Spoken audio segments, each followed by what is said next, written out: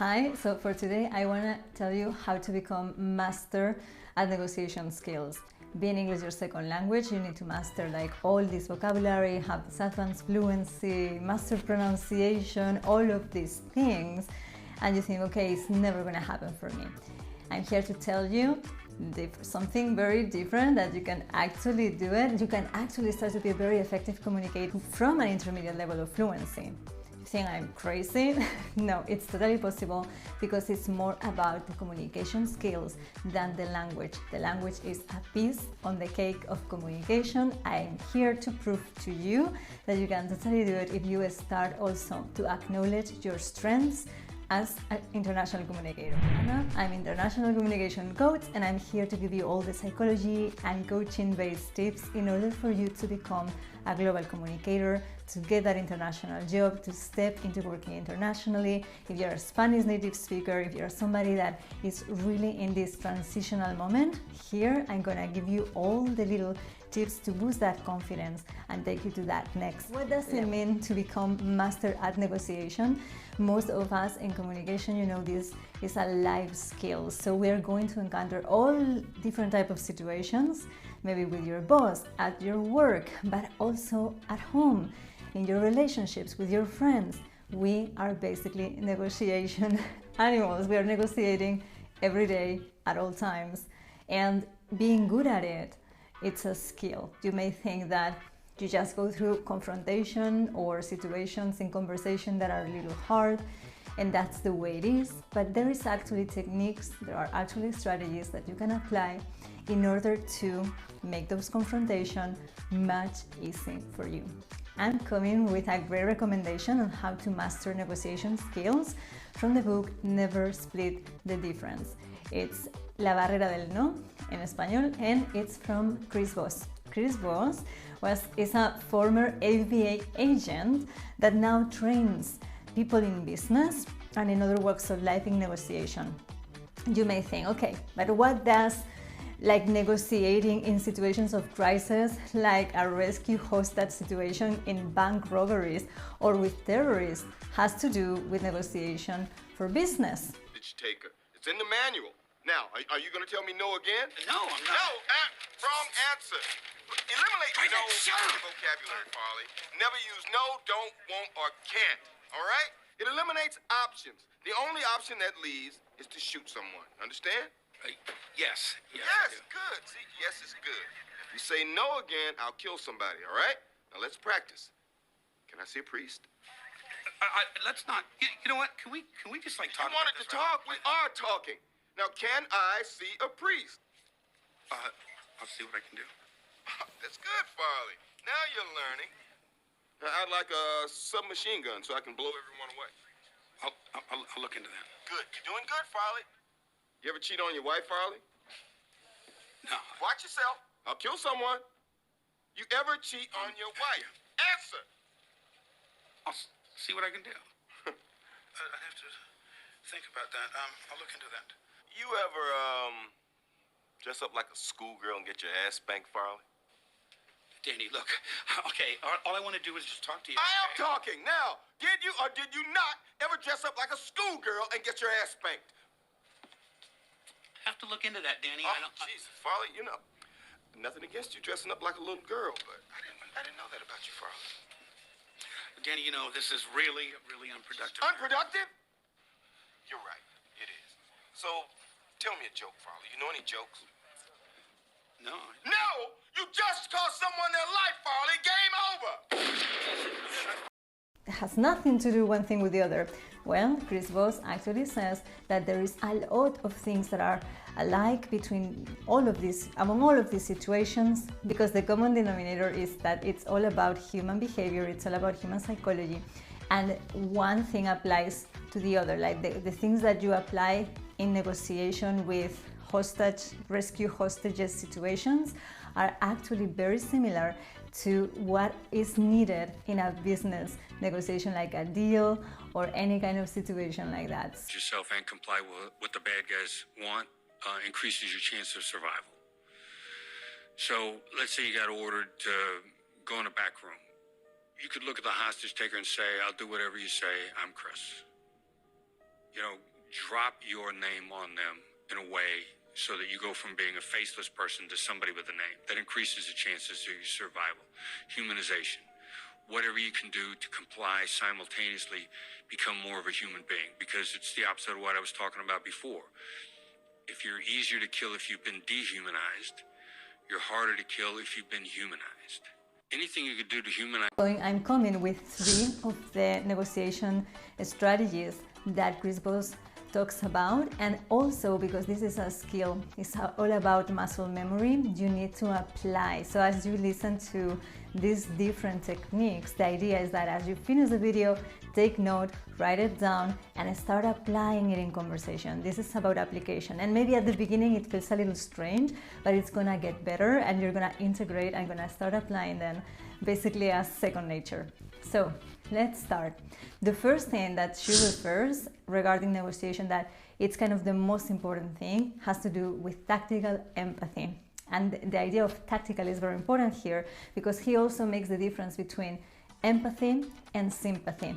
So empathy has to do with, it's not really about if I agree or disagree with someone's opinion or if I like the opinion of this other person. It's about finding this common ground. It's about putting myself in their perspective, trying to, for just one moment, imagine that I'm this other person with their life circumstances, with everything, and then trying to put myself in their shoes. So that is tactical empathy. It's a lot like what actors do when they are embodying their characters. It has to do with really use all of that empathy muscle to try to understand. And this is the one aspect that negotiation is all about, is trying to understand what are the other person's intention, what are the underlying emotions, what is the thing behind their words, the intention that they are coming from. And this is what is going to make you an incredible negotiator. As you see, I'm not talking here about language at all. I'm talking about a very important muscle negotiation, that's tactical empathy. So once that you start to put yourself in this situation, understanding negotiation is really not about winning, though you are going to win, but it's more about collaboration with the other party. What does this mean? That you have to put your ego aside. You have to make this effort to really put yourselves in this other person's perspective, in this other person's shoes, so that you can start understanding. Because what you are saying with tactical empathy is, I'm trying to understand you. I am willing to understand you. We are a team, we are collaborating. It's not about who is right. So you let that thing of needing to be right aside, and you really put yourself in a situation of a team, a collaborator, a win-win situation every time you enter a negotiation. That is tactical empathy.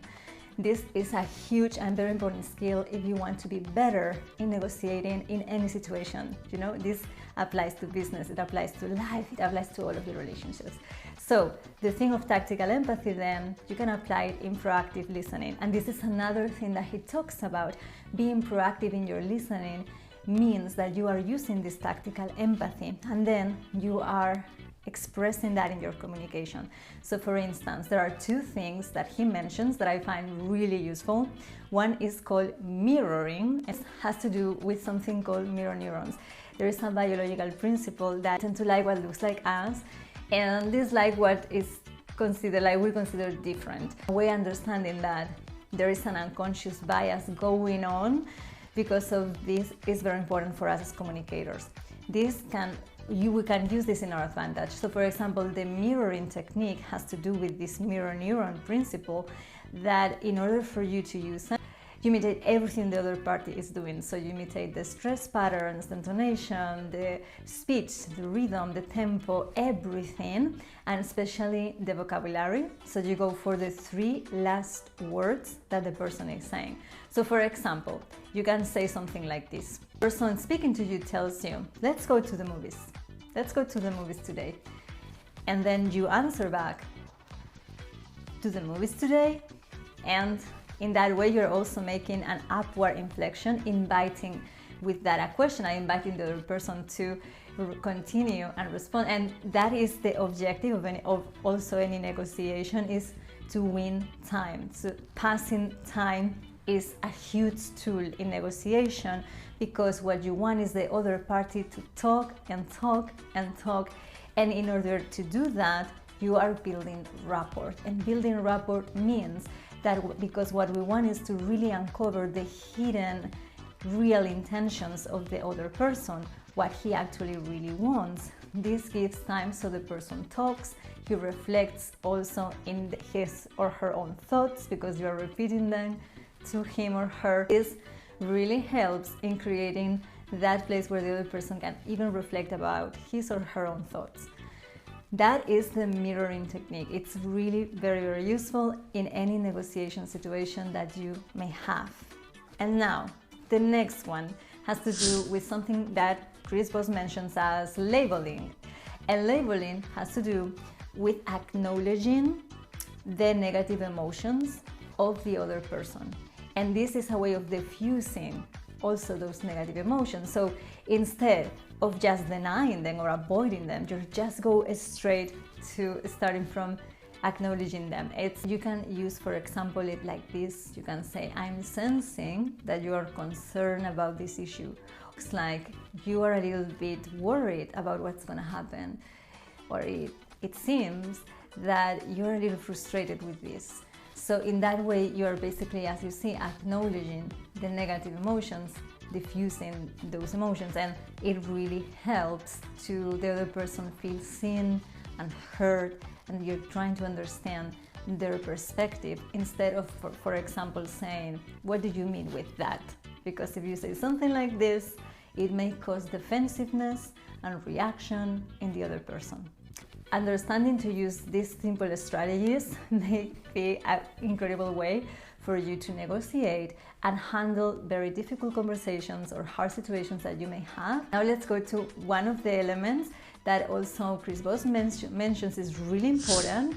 Experience as a negotiator over years, he really understands the power of the voice. Our voices are incredible instruments. There is this conversation that he has in the podcast of Andrew Huberman. Andrew Huberman is a neuroscientist, and he has a really interesting podcast. He interviews very interesting people from all different experts from all different type of fields. But in this case, it's actually about handling hard conversations. There is a moment in the interview that they talk about the effect of music in our brains. There is neuroscience to kind of back this up, and Andrew Huberman mentions that it's really like you're playing an emotional piano in the other person's brain, because low frequency sounds have this impact, this effect in our brain. It causes us to be more calm, it relaxes us, so it's very useful. And that what Chris Voss has mentioned is that he uses this late DJ radio voice, this late night DJ radio voice. So it is very deep and very soft and kind of smoothie, and it really helps to create this kind of atmosphere where the other person feels safe and calm when they listen to you, because you're using the voice in that frequency. Sort that your voice is, of the sort that your voice is, that late night FM DJ voice, are responded to in the brain by neurons, no surprise there, but the frequency that those neurons fire is also low frequency. In other words, when you speak in your low voice, Right. the other person's brain hears that and starts firing in a low frequency tone. Right. In other words, it entrains to your voice, not just the timing, but it's actually like you're essentially playing an emotional piano down in the low keys of their mind. Now, when you go up to the high frequencies, the neurons can't follow that high frequency.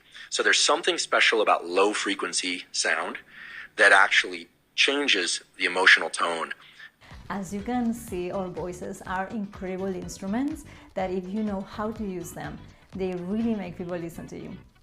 It's not really only about the words or the vocabulary you use, but there are also all of these different dimensions to the skill of communication. I really want you to see that, for example, for us as Spanish native speakers, when we go into international settings, many times we feel as imposters because we think that it's only when we have this advanced vocabulary, all of these words, that we are allowed to speak up, or that we are allowed to be part of the conversation.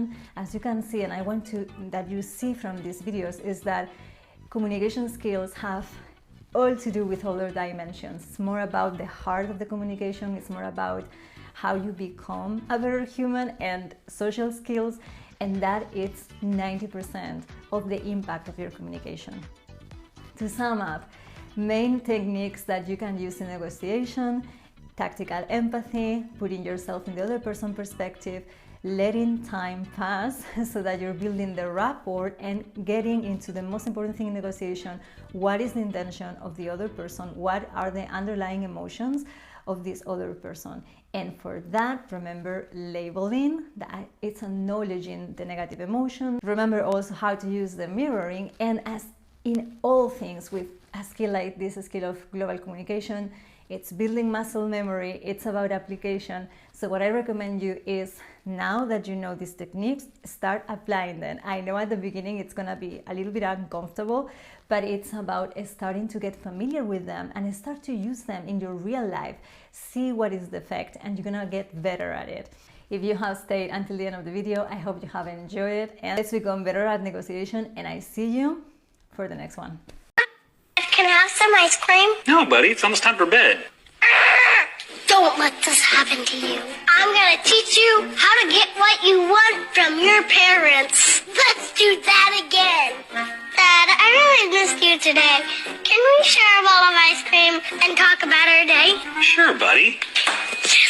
You gotta figure out what's important to your parents. For Dad, it's quality time, and for Mom, it's something else. Mom, can I play my video game? Honey, you already played your video game today. Let's do that again. Mama, can I do that for you so you can take a nap? That is so sweet of you. Yes, thank you, honey. Thank you, I love you. And when I'm done, I'll gladly play my video game. Just because it works for me doesn't mean it's gonna work for you. You gotta figure it out yourself. Got it? Got it.